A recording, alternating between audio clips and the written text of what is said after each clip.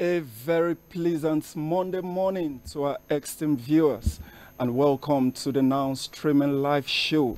Today, the 15th of July 2024, we join the world to celebrate World Youth Skills Day with the theme Youth Skills for Peace and Development. It is a day set aside to celebrate the potentials of the youth as agents of peace and positive change towards a more inclusive and sustainable development. We will be discussing this alongside national trending stories for today. I am your anchor, Godwin Ujiri, but however, I will not be doing this alone. With me in the studio is Mr. Obina Akwache. He is the programs manager, Youth Employ. And joining us in the show, we have Mrs. Mojishola Olatunwu. She is a teen mentor and a librarian. Mr. Obina, you are very much welcome to Now Streaming. Thank you very much. All right. Thank you so much. It's nice having you on set. Mrs. Moji, you're welcome. Thank you very much. Good morning. Good morning. And Mrs. Moji, like we earlier introduced her, she is a teen mentor and a librarian. And she will be joining us to do justice to all of the topical issues we have to dissect or deal with this morning. Why traditional education provides a strong foundation. Youthful skills allow for digital fluency, critical thinking, resilience, and drive the spirit of entrepreneurship. Welcome back, viewers. If you are just joining us, this is the ACNN Now Streaming Show. Still with me in the studio, Mr. Obina Akwache. He is a programs manager under Youth Employ. And I also have with me Mrs. Mojishola Olatunwu, who is also a teen mentor and a librarian. You are most welcome to the show this morning.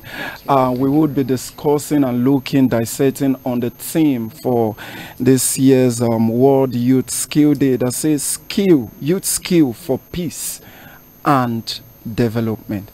So much to look at, and I pray that within the course of time we'll be able to do justice to these very important topical issues.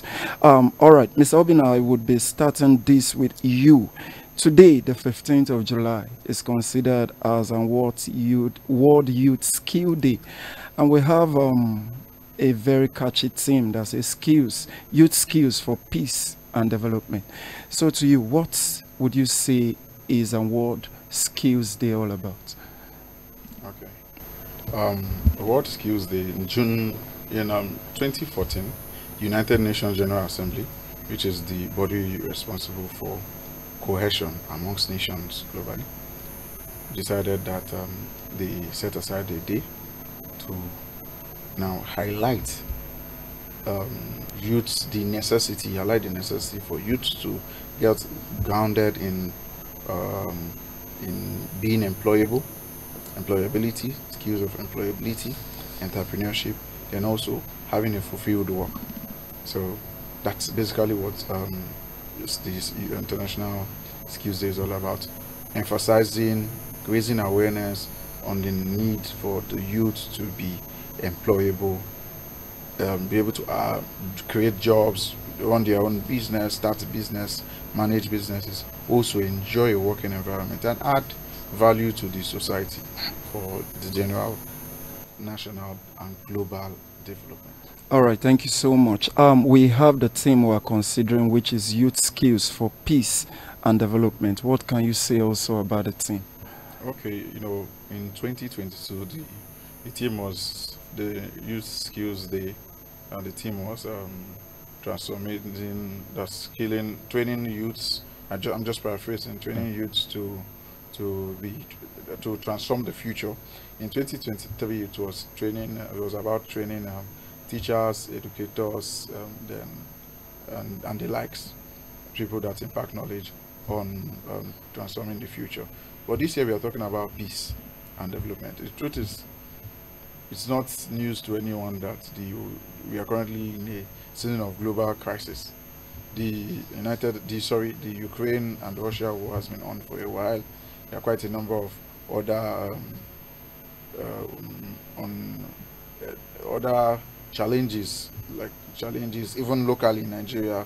We have the banditry, we have insurgency, those reducing.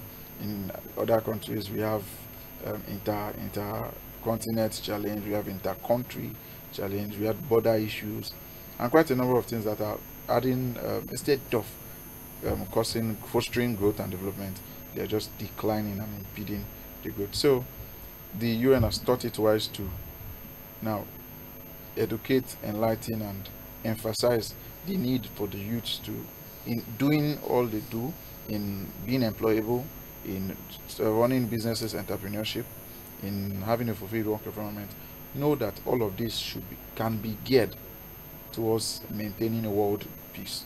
All right, thank you so much. All right, thank you so much. Mrs. Moji, a whole lot has been said already by him, but looking at the theme which we have to discuss today, youth skills for peace and development, as a team coach, how do you think that the youth in our time today can champion this cause for peace and meaningful development despite all of the economic disparities we have, especially in a nation like Nigeria? Okay, I think the first step is, and this might sound harsh, but the youth need to get over themselves. And by that I mean refocus. Yes, things are bad. Yes, there are no jobs. Yes, education is what it is. Yes, health is what it is. But instead of sitting down and feeling sorry for ourselves, I think the youth should now begin to take proactive steps. There are skills, communication skills, leadership, entrepreneurship. These are soft skills that every youth should cultivate, if you may. And the truth about it is, learning about those things, acquiring those skills is not as far-fetched as it used to be. You don't need a fancy degree to do all that anymore. A lot of the youth have smartphones. You know, as simplistic as that sounds, it is the first step to say, be at peace with yourself before you can even preach world peace. Refocus, take your mind off the problem and ask yourself, how can I, even as a teenager, as a 13-year-old, as a 21-year-old, how can I make a difference where I am? You know, we talk about volunteerism. How many youth are willing to volunteer? So the focus has changed from making the world a better place to how much money can I make for myself? And I think that's just a very defeatist attitude and mentality. Because do what you're supposed to do first, and the money will come. It sounds cliche, but it will come. So, all right, yeah. Thank you. That's a whole lot to take in this morning. All right, Mr. Obinna, you happens to be the programs manager, Youth Employ. You'll be telling us what you do, although I already know, but the viewers do not. But when you're doing that, you are also going to be looking at this from this angle. There's a whole lot of pressing skill gap when we talk about youth being employed or being underemployed. It's all about, there's this gap that the employers have always tried to fill. So how do you think that this gap can be closed, and what role is your organization, Youth Employ, playing to ensure that these gaps are being filled? Okay. Yes, for true, there's vast gap to be closed. Now, in the skill, what I call it, the general skill set that needs to be acquired is in two forms. We could categorize them as soft skills and digital skills. Then also there's the normal handcraft and vocational skills. But the truth is, there's so much you could do, and there's still so much more that you still need to do. But for ourselves at Youth Employ, for our organization, our founder, Mr. Akin Sola, Last month we were 8 years. That's 8 years of impact. Oh wow. So we've been running programs, series of programs, annually, biannually. This year we started monthly programs to, first of all, to enlighten the youth that first there's this challenge, because that's the first step. Then educate them. Okay, this is what I need to do. Then empower them. Empower them. What we do, we do not necessarily give you cash. Okay. Because the one mistake every youth would want to make is they feel money is all they need. That's actually not true. Because if they give you the money now, you will throw it away. What we do, we train you, we connect you with opportunities for both entrepreneurs, that's a career, people that work 9 to 5, and entrepreneurs, people that want to run businesses. So we run series of programs virtually and physically. Now we're doing Advantage. Advantage is a monthly program where we have industry experts and captains come share experience, because that's what's lacking. Share experience, real life, relatable experience for the youth to now pick and run with. All right, thank you so much. So much, like I said, to take in, and I believe our viewers are very much part of this conversation. Please, we want to encourage you in every form, and if you have questions to ask, kindly reach out to us through the numbers displaying on your screen to be properly guided as to the path to take. Like I said, we have Mr. Obina here, who happens to be the programs manager of Youth Employ.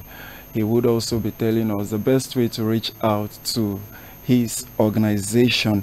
Coming back to the studio, Mrs. Moji, there is a whole lot that we currently experience. There is disparity between informal and formal education, or what I would call formal education or reward skills. And we discovered that there's this word people use.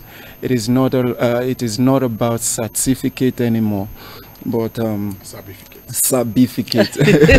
Thank you so much. And the question will now be, waiting you sabi, what can you do? So how can we bridge this gap to become successful even in the labor market as youth? How do you bridge the gap? For the first thing I would say is, don't leave your certification. Don't leave it. If you have the opportunity to get it, please go ahead and get it. While you're getting your certification, also realize that that is highly theoretical, especially with our curriculum in Nigeria. So it now behooves that youth that has refocused, like I talked about earlier, to go and get real life experience. And it sounds like something that is unattainable, but it's actually really easy to do. You have holidays. What do you use your holidays for? You can pick up some skills. Go volunteer in an organization. Go work in an organization, and they don't need to pay you. Yes, it will be uncomfortable, but you will pick up some valuable skills and experience before you get the certificate. So by the time I'm presenting my certificate with all my experience, you know, doing internships, volunteering here and there, and somebody who has not done any of such things, I have an edge because I've developed real life skills alongside my certifications. And if you don't even want to go that route, there's nothing that stops you as a youth from saying, I want to learn a skill, I want to learn a trade, I want to have a vocation outside of my certification. By the time you pair those two together, you become really good at what you do. You become really marketable. You become better employable. Because sometimes the problem is not under employability. It is the person even employable? Yes. You spend 4 years in school and you literally don't know beyond what your lecturer gave you in your handouts.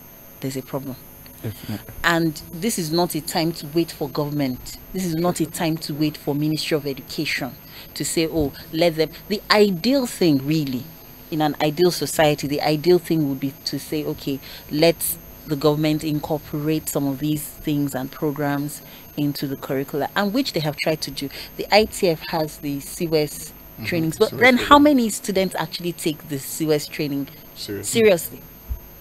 They just find it a time 6 months, 3 months, 6 months, 1 year to just while away time and bribe their supervisor.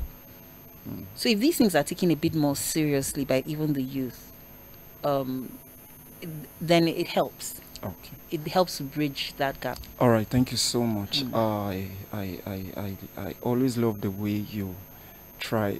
Sincerely, you are a teen coach. It is actually some teenagers watching this show right now. I wish they will are. get so fixated with what you're saying, and then we just cannot settle for less anymore. All right, Mr. Obina, you've heard what she said. And one that is of utmost interest to me is one that is presently being championed by the primates of our church. And he's leveraging so much on technology to ensure that the right skills is being learnt by the youth, first in the church and by extension, the world at large. Now, the question now is, how do we as youth, because so much he is trying to do, but not so many persons are aware to know that there is an importance in digital literacy. So how can we leverage on technologies as a driving course for this process that we're looking at? Okay, technology has helped us a lot. We cannot count the positive sides and on the impact of technology. Now, particularly on this, we have a lot of online academies. You don't need to go to a traditional institution. In fact, if you know how lucrative education is as a business, you will be marveled. You see the number of universities, secondary schools, and primary schools that are springing up. Traditional education. You see how the number that's springing up. People lobbying to open schools, even people that do not graduate want to open schools because it's lucrative. People want to learn. Then how much more making it easier? Now you don't need to sit at, first of all, there are online full university programs. Now outside the full degree, you could learn a lot of things that you are studying a 4 years course for in space of 3 months, 6 months. You have Otiva, you have UDX, you have EDX, you have Coursera, you have Allison, you have YouTube, Udemy, ULesson, and I can mention many more. Then you have YouTube. There's nothing you want to learn in today's world, down to how to cook jollof rice that you cannot find on the internet. There's nothing. Because now let's take for example YouTube. YouTube is a paid platform for content creators. You put up your content there, and by the traffic you generate, you're being paid by YouTube. So people want to put up very good content to sell out their knowledge and get paid by YouTube. So they are willing to push out any content, even on WhatsApp. You go leverage WhatsApp. There are WhatsApp communities, there are WhatsApp channels, Telegram. There's Telegram. This is technology. Leverage on it. Then outside the organizing training programs online or going to academics to acquire knowledge, then there's the opportunity to network with people that have real life experience. Before technology, you cannot connect with let's take for example Tony Elumelu.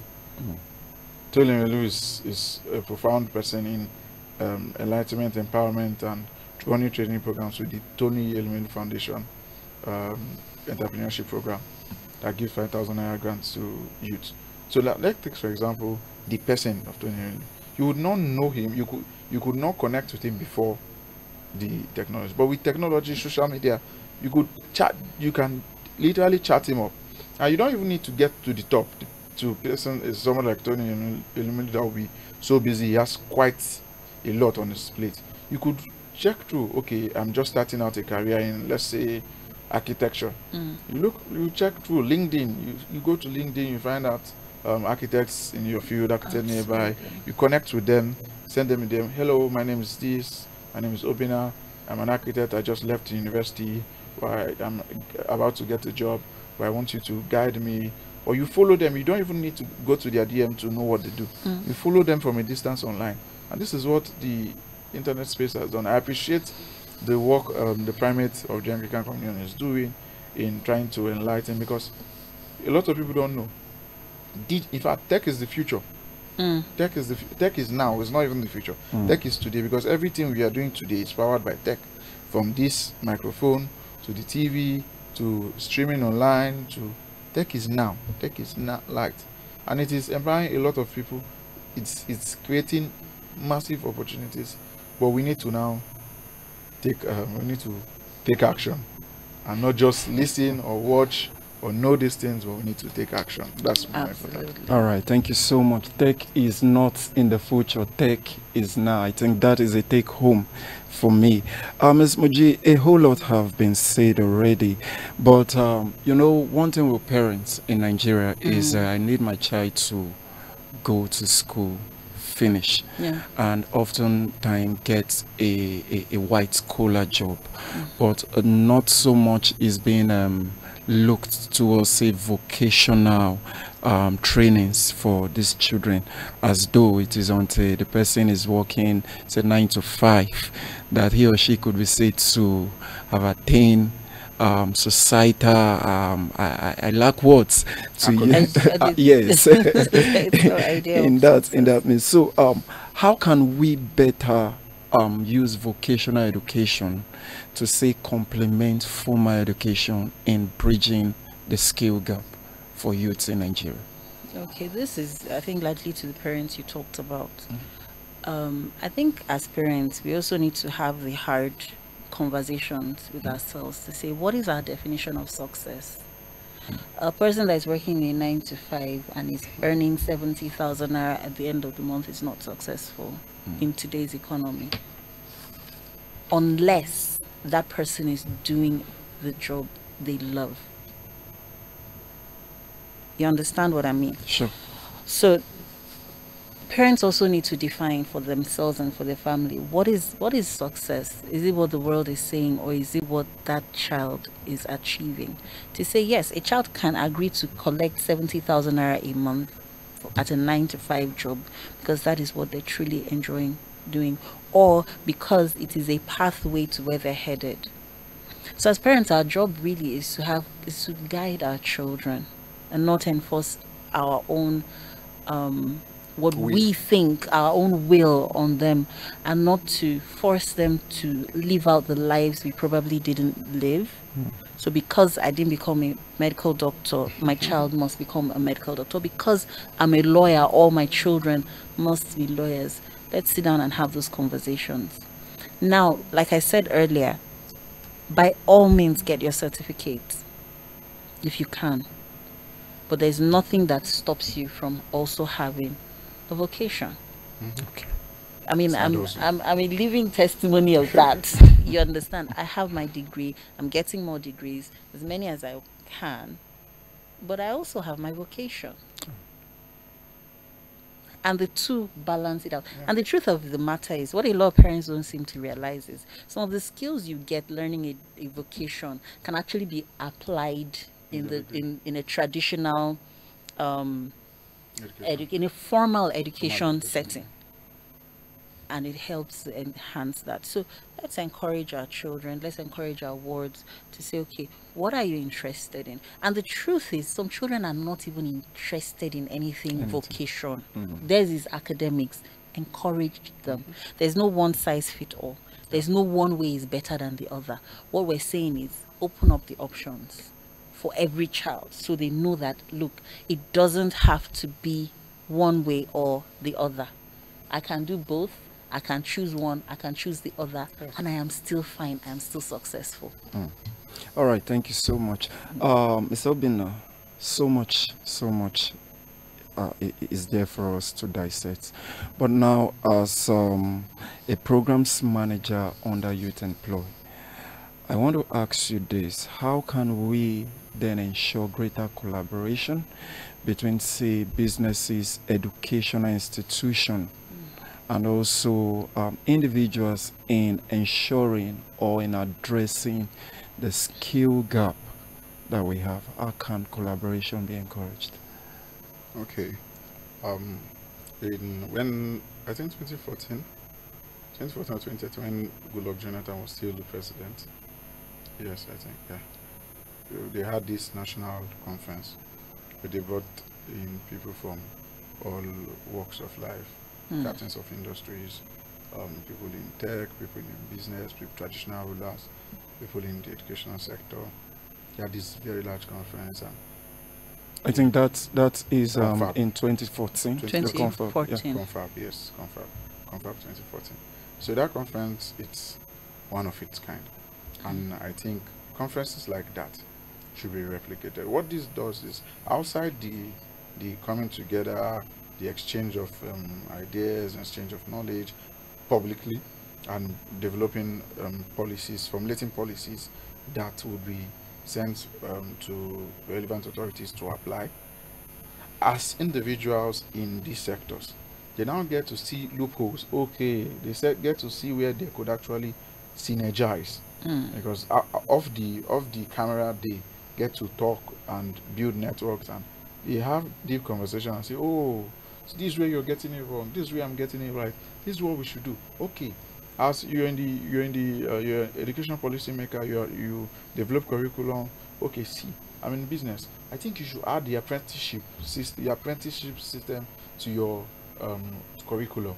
You can tweak it so that it's everybody, maybe from science class, all classes, commercial, can partake. Just from these meetings, conversations like this come up, and in turn, it's we have direct impact on the society, and there's synergy, and there's collaboration and results. All right, thank you so much. And lastly, because we are actually out of time, what would be your advice for the youth out there, especially those that are working and looking towards upscaling? Okay, for my advice for the youth is, things might not get easy. That's the truth. Things might not get easy in the moment. Even myself, in business, I face challenges. There are months that go very red. Some months are very good, but things might not get easy. But in all, do not lose your steez. Let me use the Gen Z language. Don't lose your steez. Maintain composure. All right. Your business, your work, it go whine you, but no panic. All right. Thank you so much. All right, Ms. Moji, I just want to ask, how would you advise those that are finding it hard in making the right choice? The last word on there. I'll say relax. Relax. It's a marathon, not a sprint. You're not in competition with any other person. You're only in competition with yourself to be better than you were yesterday. So chill. You'll be fine. And while you're at it, don't push your own boundaries. Remain hungry, remain curious. Sometimes just want to find out about something else just for the fun of it. And you might just unlock a key. You might just unlock a door to another world that you didn't even know exists. Use your social media for networking. Look for sensible people to hook up with online.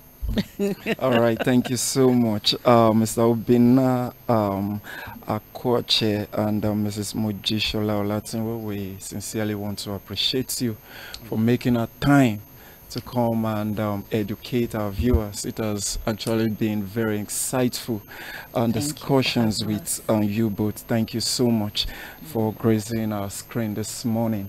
All right, viewers, the celebration of World Youth Skills Day 2024 is not just an annual event, but it is considered a call to action, and so one that urges us to invest in building the capacities of the youth by ensuring access to quality education and providing them with the opportunities to develop into their full potentials.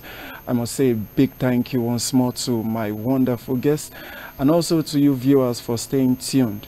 This is where we will be drawing the curtain on today's show. Remember, you can get more of our programs via our various social media platforms and also by staying tuned to this station.